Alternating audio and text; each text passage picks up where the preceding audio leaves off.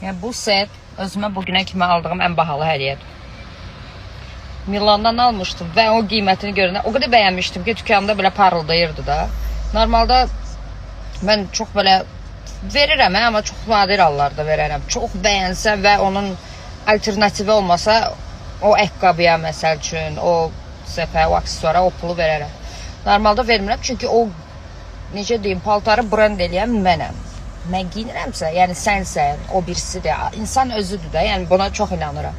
Amma ki, bu səfə o qədər bəyənmişdim ki, dedim, ay Allah, mən buna pulu verim, yoxsa verməyim, verməyim, nəsə verdim. Və belə bir deyim var ki, əgər bir şey sənə baha gəlirsə, onu nə qədər istifadə edəcəksən, məsələn 100 manatdır qiyməti, sən onu 10 dəfə istifadə edəcəksənsə, onun qiyməti düşür 10 manata. Ona görə mən bu səfə həmişə taxıram ki, o pul gözümə dəyməsin. Yaraşır. Mesela bu kofta vallahi 10 dolar idi, neydi? Yani çok qəşəng. Milli Show sayfamıza abone olmayı unutma.